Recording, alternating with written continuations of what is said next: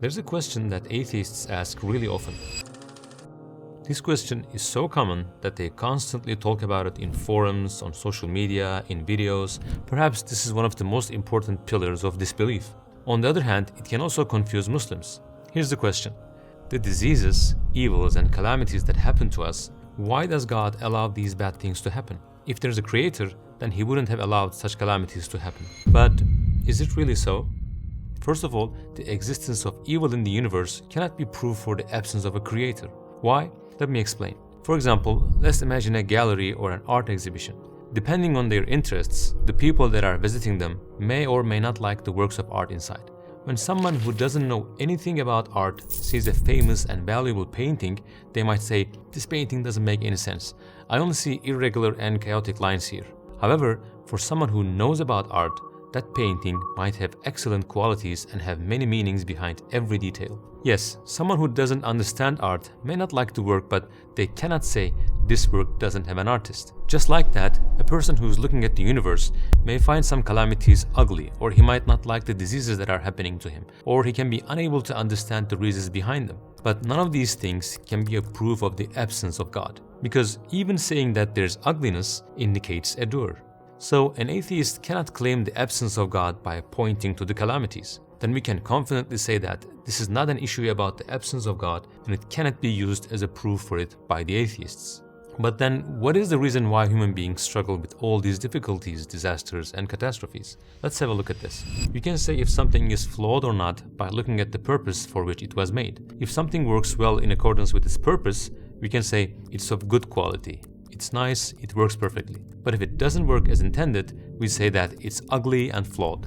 For example, the purpose of a library is to provide a quiet and peaceful environment for people to read or study. Now, could someone who visits a library and doesn't like the silence say things like, "Why is this place so quiet? Why is there no activity here? No one is talking. What a faulty and flawed design."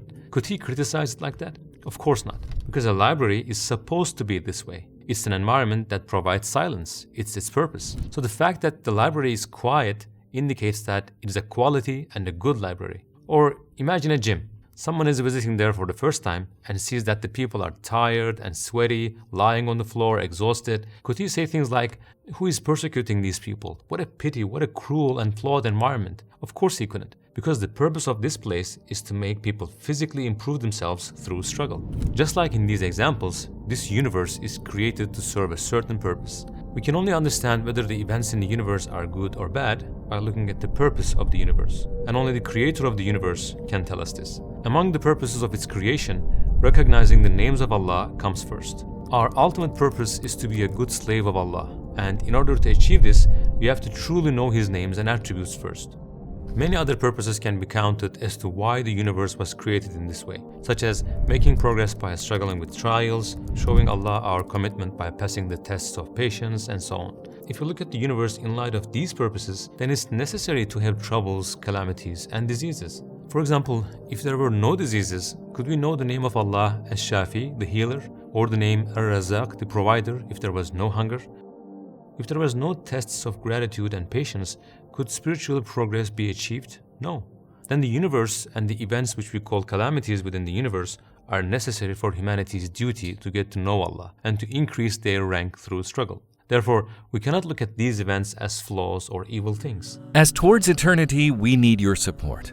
We are a charity organization that aims to spread the message of Islam to the entire world in 8 languages. With your support, you can help people convert to Islam, give up haram, start praying, wear hijab, learn to read the Qur'an, and so on. By donating just $1 a day, you can have your share in all these good deeds, inshallah.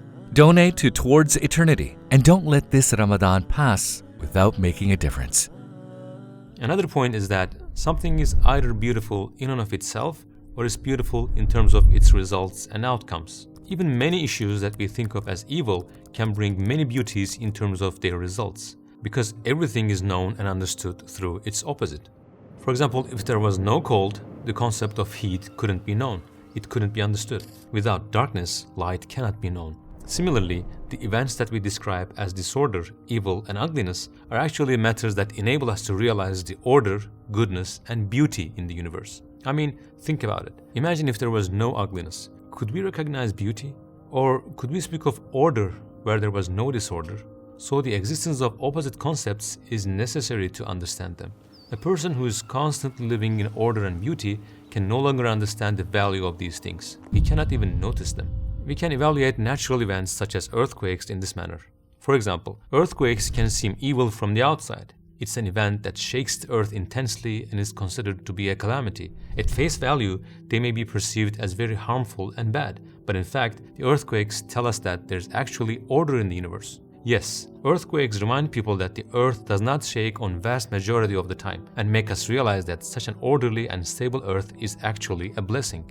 We may not be aware of this reality, but when we look at the big picture and look at all the positive and seemingly negative things that are happening in the universe, we see that bad things happen very, very rarely compared to good things, just enough times to make us realize the opposite. So the abnormal events in the universe make people who are used to normal conditions realize that even the things that they think as normal are in fact blessings. The thing that makes us notice the order is the disorder.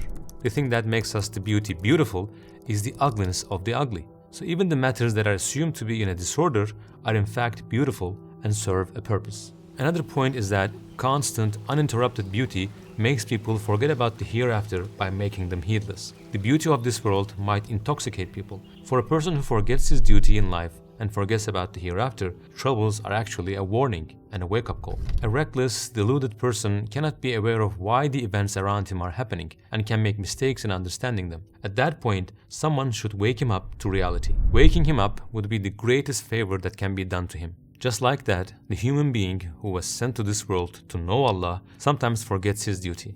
Contrary to his mission, he can become immersed in extremely insignificant things. Some days he falls into sin in such a way that he even forgets what it means to regret. So in reality, it's not evil that Allah wakes him up from his heedless, sinful state with calamities and diseases, but it's pure mercy and beauty.